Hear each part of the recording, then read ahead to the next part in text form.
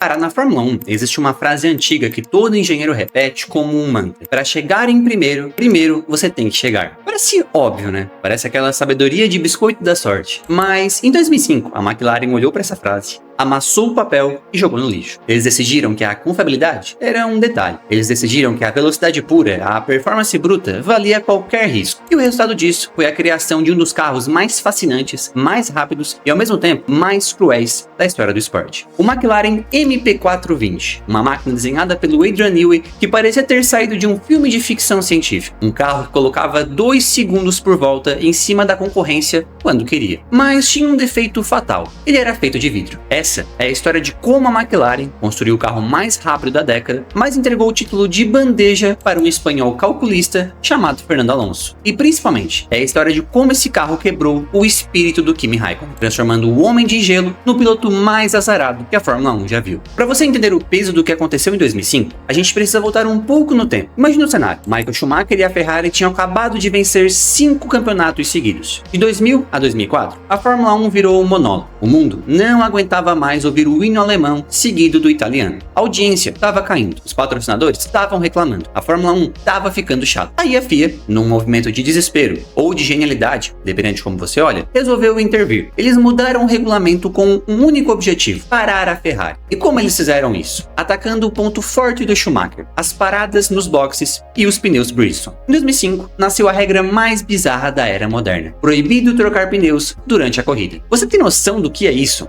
Um único jogo de pneu para classificação no sábado e para correr 300 km no domingo. Hoje, os pilotos reclamam quando o pneu desgasta depois de 15 voltas. Em 2005, você tinha que fazer o pneu durar a corrida inteira. Se travasse a roda e estragasse o pneu, azar seu. Se vira com a vibração até a bandeira quadriculada. Essa regra matou a Ferrari. Os pneus Bridgestone não aguentavam. O carro vermelho virou uma carroça. E isso abriu um vácuo de poder gigantesco no topo da tabela. Quem ia assumir o trono? De um lado, surgiu a Renault. O carro era o R25, azul e amarelo, um motor V10 que tinha um som metálico inconfundível. Não era o carro mais bonito do mundo, tinha uma distribuição de peso estranha, jogada para tracionar melhor na saída de curva. E no cockpit, um Fernando Alonso jovem com 24 anos, faminto e com uma frieza assustadora. Do outro lado estava a McLaren. E a McLaren não queria só ganhar. O Ron Dennis, chefe da equipe, queria esmagar. Eles tinham o Adrian Newey na prancheta. Eles tinham a Mercedes entregando o motor mais potente do grid, o FO 110R.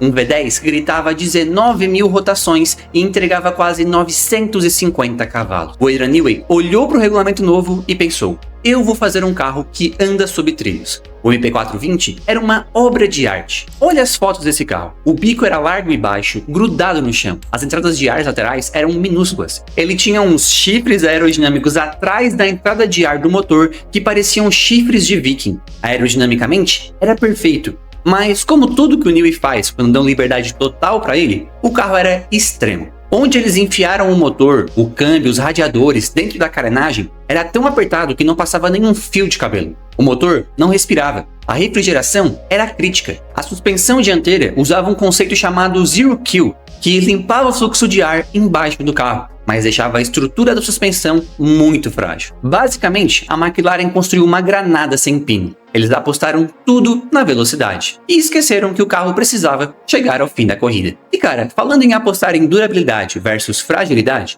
deixa eu fazer um paralelo rápido aqui para você não cometer o mesmo erro da McLaren no seu dia a dia. Vocês sempre me perguntam: pô, que camiseta é essa que você usa em todo vídeo e tá sempre nova? Essa aqui é da Minimal Club, que é a parceira oficial aqui do canal. E a diferença dela pro MP420 é justamente essa: ela foi projetada para aguentar o tranco. A McLaren fez um carro rápido que quebrava. A Minimal fez uma camiseta elegante que dura a vida toda. O segredo é a tecnologia do algodão egípcio. Sério, eu uso essa preta aqui direto. Lavo na máquina, uso no sol, uso para treinar às vezes. E ela não desbota por nada. Continua com esse preto intenso. E o mais importante, não encolhe e não vira aquele saco de batata deformado depois de 3 lavagens. Então se você quer parar de jogar dinheiro fora com roupa descartável, escuta o que eu tô te falando. Clica no link aqui da descrição e usa o cupom MOTOR01. Ele te dá 22% de desconto no kit de 4 camisetas e também dá desconto em qualquer outra peça do site. A cueca deles também é fenomenal, diga-se de passagem. Garante a sua. Confia na durabilidade, porque diferente do motor Mercedes de 2005, a Minimal não te deixa na mão. não. E não esquece, cupom MOTOR01 que você me ajuda demais. Beleza, voltando pra pista. A temporada de 2005 começou e a gente logo viu que algo estava errado na McLaren. Nos testes de pré-temporada, o carro era um foguete, mas vivia parado no box, saindo fumaça. E quando o campeonato valeu, na Austrália e na Malásia, foi um desastre. O carro não ligava, o Kimi teve problema até na válvula do pneu.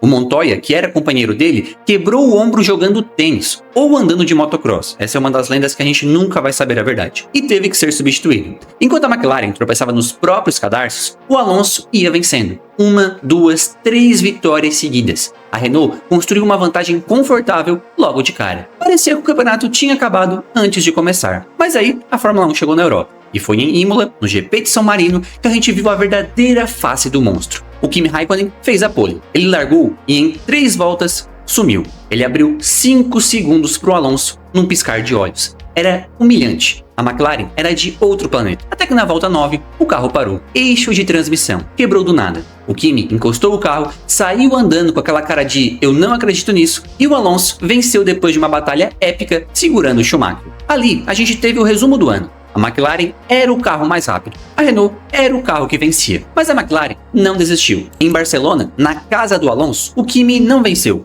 ele doutrinou. Em Mônaco, nas ruas do Principado, onde precisão é tudo, o Kimi venceu de ponta a ponta. A vantagem do Alonso começou a cair. O MP420, quando não quebrava, era imbatível. Imagina a cabeça do Alonso nessa hora. Ele é um piloto cerebral, ele sabia que no braço e na máquina ele ia perder pro Kimi. O Kimi estava guiando como um possuído, o estilo flat out, pé no fundo o tempo todo. O Alonso teve que mudar a estratégia. Ele parou de tentar vencer corridas e começou a gerenciar o campeonato. Ele aceitava o segundo lugar. Ele sabia que o Adrian Newey tinha ido longe demais na engenharia. Ele só precisava esperar a bomba relógio explodir. E ela explodiu. E foi na corrida mais dramática da década. GP da Europa. Nürburgring. Essa corrida define a carreira do Kimi Raikkonen e resume o que foi 2005. O Kimi liderava a prova inteira. O carro estava voando baixo. Mas faltando umas 15 voltas para o final, o Kimi dá uma travada de roda violenta na curva 1 enquanto tentava dar volta no retardatário. Lembra da regra maldita? Não pode trocar pneu.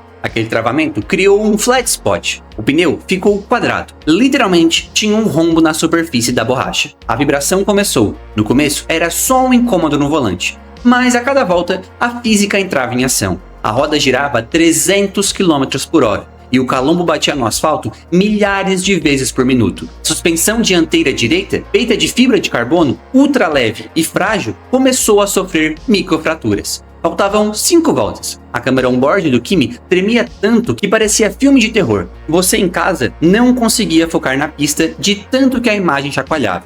Imagina a cabeça do Kimi, o cérebro chacoalhando dentro do crânio, a visão turva. E aí começa o drama no rádio. A McLaren tinha que tomar uma decisão impossível. Opção A: chamar o Kimi para o box e trocar o pneu. A regra dizia que podia trocar se fosse perigoso. Mas se a FIA achasse que não era perigoso, ele seria desclassificado. E mesmo se trocasse, ele perderia a vitória para o Alonso e cairia para terceiro. Opção B: arriscar tudo e tentar chegar no final se arrastando. O Ron Dennis, no pit wall, olhou para o monitor. Ele viu o Alonso vindo babando, tirando 1 segundo por volta. A ambição falou mais alto. A arrogância da McLaren falou mais alto. Fica na pista, aguenta firme. Última volta. O Kimi abre a última volta na liderança. O Alonso estava a 1,5 segundos atrás. A vitória está ali, na mão. Ele entra na reta oposta, a mais rápida do circuito. A suspensão está gritando por socorro. Ele chega a 300 km por hora. Pisa no freio na curva 1 e a física cobra um preço. A suspensão dianteira explode. A roda voa, passa a centímetros da cabeça do Jason Button, que estava passando ali do lado. E o carro do Kimi se torna ingovernável. Ele vai para o muro, rodando. Faltava 5 km para a vitória. O Alonso passa pelo destroço, agradece aos céus e vence. Aquilo foi um soco no estômago. O Kimi saiu do carro, nem tirou o capacete e foi embora andando para o motorhome. Ali, naquele momento, a McLaren assinou o atestado de óbito da temporada. Não foi só azar. Foi a teimosia de achar que a engenharia poderia vencer as leis da física. Você acha que parou aí? Não. A Fórmula 1 é sádica. Depois do desastre em Nürburgring, o Kimi precisava de uma resposta. E a gente foi para Hockenheim, GP da Alemanha, casa da Mercedes, arquibancada lotada de gente vestida de prata, esperando ver a McLaren vencer. O Kimi fez a pole, larga e some. Era um massacre. O Alonso nem aparecia na mesma imagem na TV. Volta 35, metade da corrida. O Kimi contorna a curva e o carro apaga. Sem fumaça, sem explosão, só silêncio.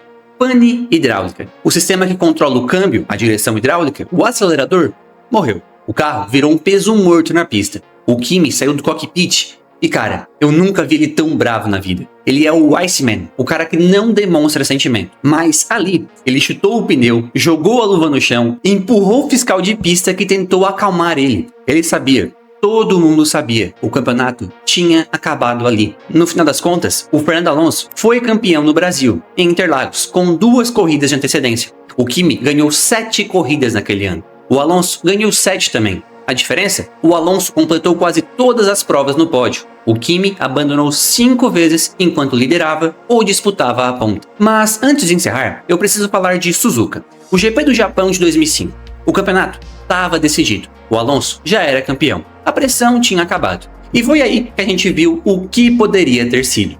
Choveu na classificação, e os dois, Kimi e Alonso, largaram lá atrás. Kimi em 17º. O que a gente viu naquela corrida foi, na minha opinião, a maior atuação de um piloto no século XXI. O Kimi veio cortando o pelotão como se fosse videogame. Na última volta, ele alcançou o Fisichella, que liderava com a outra Renault. Ele fez uma ultrapassagem por fora na curva 1 que desafiou a lógica. Ele venceu largando de 17º. Aquela vitória em Suzuka serviu para uma coisa, para deixar a gente com ainda mais raiva. Porque provou que o MP420 era sim um dos maiores carros da história. O legado de 2005 é agridoce. O Adrian Newey aprendeu a lição. Anos depois, na Red Bull, ele fez carros rápidos que não quebravam. O Alonso se consagrou como o piloto que sabia vencer campeonatos, não só corridas. E o Kimi? Bom, o Kimi teve que esperar até 2007 e ir para a Ferrari para finalmente ter a justiça feita e ganhar o seu título. Mas para quem viu a temporada de 2005, fica aquela sensação de quase. A máquina de vidro da McLaren nos ensinou que a velocidade seduz, mas é a confiabilidade que paga as contas. Foi um ano onde a gente viu um gênio da engenharia voar perto demais do sol e se queimar. E você? Eu quero saber a sua opinião aqui embaixo. De quem foi a culpa de 2005? Da Mercedes, que fazia motores de cristal, ou do Adrian Newey, que fez um carro frágil? Ou do Kimi, que forçava o equipamento além do limite? Comenta aí que eu leio a resposta de todo mundo. E se tu curtiu o vídeo, já sabe, deixa o like e se inscreve no canal para me incentivar a trazer cada vez mais vídeos assim. E não esquece, se tu quer as melhores camisetas que a gente tem à venda no Brasil, vai no site da Minimal, o link tá na descrição e no comentário fixado, e usa o cupom MOTOR01 que tu me ajuda demais. E eu e o YouTube recomendamos esse vídeo que tá aparecendo agora na tela para você. Eu sou o José e esse é o Paddock Motor. Valeu, galera.